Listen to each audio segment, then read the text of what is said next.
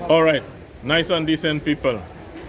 I want to talk to you about a situation that is very serious. I know that most of you know about COPD right now, and you probably know of the damage that it is causing to the country. I have lost many friends through that disease, and we are seeing many people who are being newly diagnosed with this problem there right now. But here's the problem. I go to the ghetto to talk to the people, the smokers, concerning COPD in an effort to cause them to change or modify their smoking habits. And it was shocking to me to find out the ideas that people have about COPD. I can now understand why we have such a serious problem that does not seem to have an end in sight. The smokers entertain a lot of myths as it relates to COPD.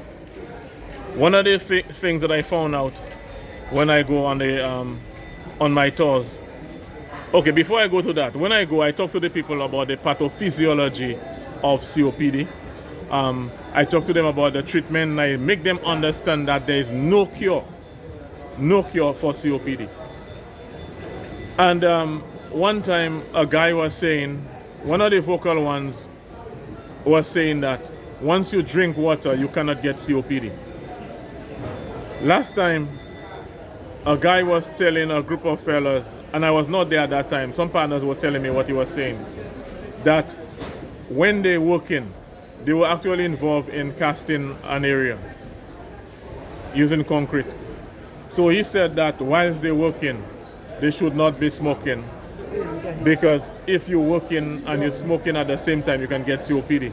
But if you finish, you're not working, it is okay to smoke and you will not get COPD. And not to mention the idea that if you're drinking a lot of water, you will not get COPD. So these are some of the strange beliefs. These are some of the myths that move around in the community. So I realize that the people are holding on to myths that are dangerous to their health. Things that they cannot prove, things that they do not know. When I present in these places, I speak from a medical point of view, from a scientific point of view, things that have been proven. But they will talk about things that they imagine, things that they think. And so, myths, the entertainment of myths get seriously entrenched in a society, in groups, and that is the reason why certain behaviors continue because of myths. And so, one of the tools that I think would help in terms of presenting information in the ghetto,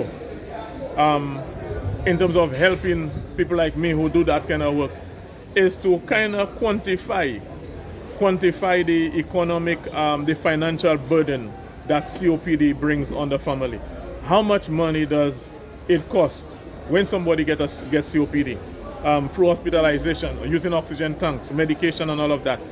I want to be able to have like a quantitative thing, some physical, some value, a number value, 100,000, 75,000, whatever. I want to be able to quantify the cost of COPD to the average person, because when you talk about the pathophysiology and all of that, you tell them that there is no treatment, there is no cure, and they will come with argument. It may be that to close the argument, to help prevent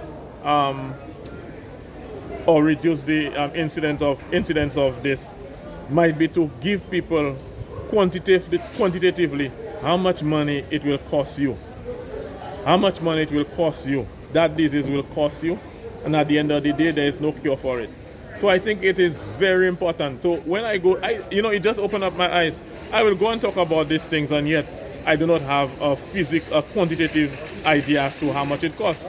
So that is my problem. So I just wish that I want to be able to have quantitative numbers, figures as to how much it costs. It will cost somebody with COPD. Keep the fire burning.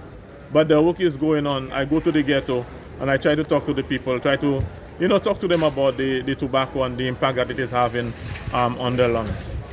You understand? So these are some of the things that that's part of my contribution towards the society. I go to the ghetto and I talk to the people about COPD and how they can,